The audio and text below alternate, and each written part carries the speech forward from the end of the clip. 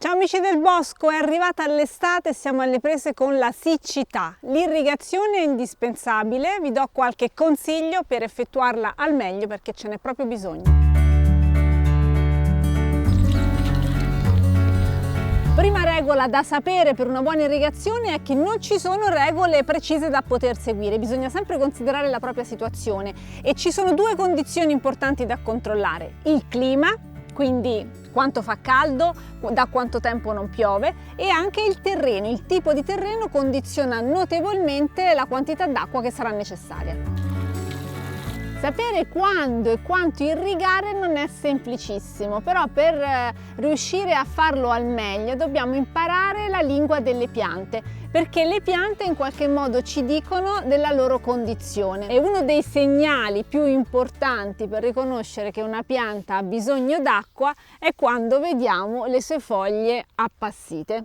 In questo momento della giornata le foglie stanno tutte abbastanza bene, soltanto questa foglia di questa pianta di zucchine ci mostra la sua posizione, diciamo così, rilassata. Le piante assumono questa posizione diversa dal solito perché vogliono esporre meno superficie possibile ai raggi del sole. E ora vi spiego perché.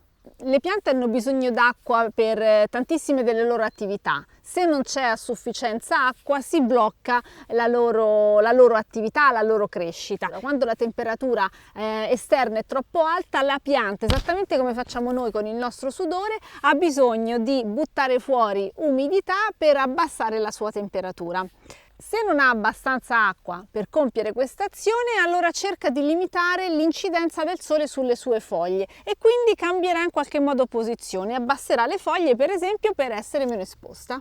Le cellule della pianta per crescere hanno bisogno d'acqua, per avere fotosintesi serve che ci sia acqua, per assumere i nutrienti dal suolo serve che ci sia comunque dell'umidità e anche i microrganismi che vivono nel suolo e che trasformano i nutrienti devono avere un certo livello di umidità. La traspirazione ha bisogno di umidità, insomma le piante senza umidità, così come noi senza acqua, non possono proprio stare. Prima di irrigare può essere utile andare a controllare come sta la terra, perché in superficie quando non piove troveremo quasi sempre la terra asciutta, però se a qualche centimetro di profondità troviamo un po' di umidità, le nostre piante staranno comunque bene. Il problema arriva quando la terra asciutta è veramente molto spessa, a quel punto dobbiamo assolutamente intervenire.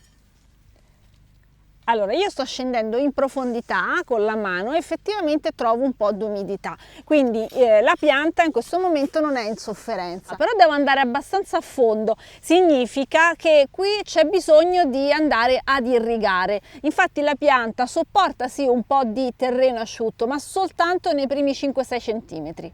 L'irrigazione cambia molto se abbiamo un terreno argilloso o invece sabbioso. Quando è argilloso l'acqua tenderà ad espandersi, quindi rimarrà più a lungo in superficie e si allargherà la macchia di umidità. Invece quando il terreno è sabbioso l'acqua tenderà a scendere rapidamente perché si tratta di un terreno drenante, quindi dobbiamo tenerne conto nella quantità d'acqua che diamo alle nostre piante. Bisogna irrigare nelle ore più tiepide della giornata, quindi la mattina presto o la sera tardi. Questo perché dobbiamo evitare gli shock termici alla pianta che non può ricevere dell'acqua fresca in un momento in cui fa molto caldo, ma anche perché è importante per la pianta avere umidità a disposizione durante le ore del giorno. Quindi se irrighiamo la sera, la notte o la mattina presto, poi lei allo spuntare del sole avrà tutta l'acqua che le serve per le sue attività.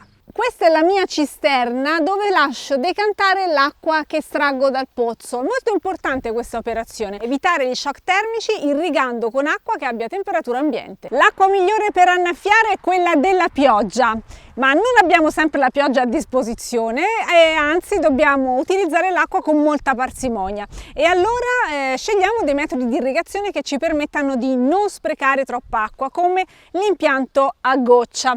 L'impianto a goccia ha anche altri vantaggi, appunto permette di bagnare soltanto la parte del suolo dove si trovano le radici delle nostre piante e quindi scoraggia la crescita delle piante spontanee. Inoltre l'irrigazione a goccia ci permette di non bagnare le foglie della nostra pianta.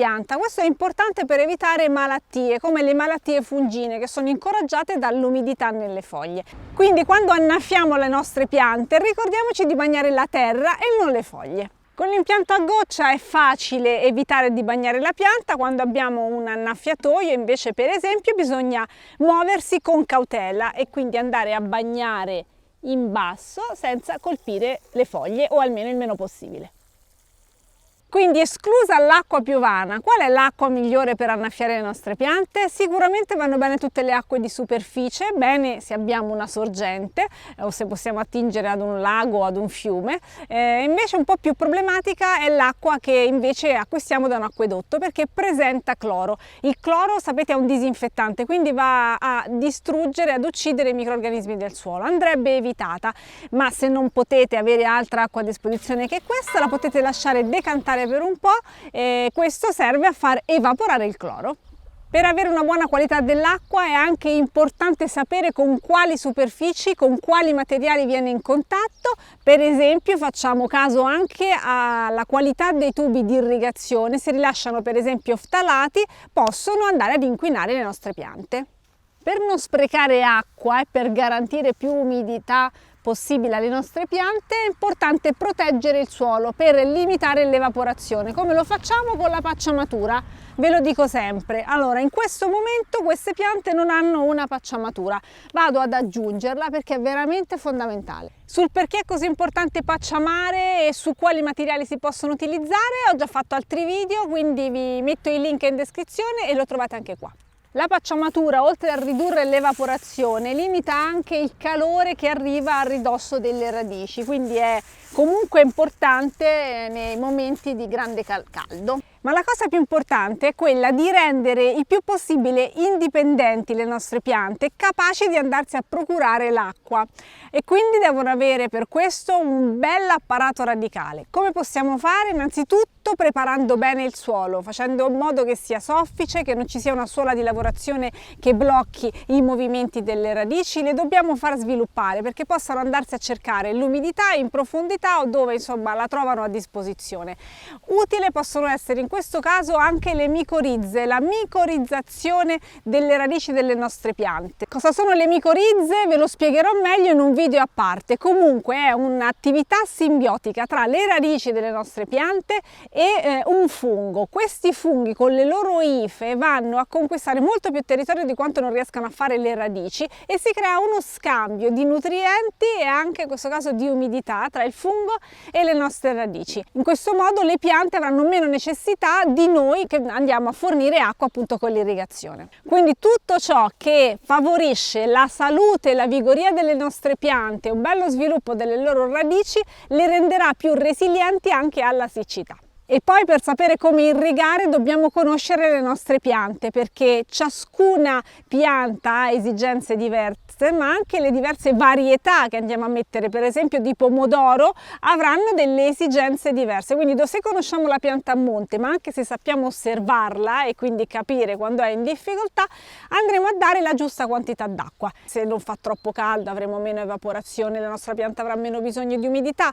Se abbiamo un po' d'ombra, e questa cosa è sempre più utile negli orti, cioè avere anche delle piante che non coprano completamente il suolo ma facciano un po' d'ombra, può aiutare a ridurre le esigenze delle nostre piante. E poi ci sono anche degli alberi che in qualche modo aiutano le piante e gli forniscono umidità, come per esempio accade per l'olivo. Un orto sotto un olivo non ha bisogno di irrigazione perché sarà questa pianta a dare umidità. Certo è che l'acqua sta diventando sempre più preziosa, quindi è importante non sprecarla, ma anche trovare dei modi per conservare per esempio l'acqua piovana quando arriva copiosa, e quindi trovare un modo per consentire sempre al nostro sistema di avere un po' di umidità. Anche l'innalzamento delle temperature richiederà di avere più acqua in un momento in cui probabilmente ci saranno meno piogge, lo stiamo già vedendo. Il problema dell'irrigazione è un problema veramente cruciale. Su questo tema cercheremo altri approfondimenti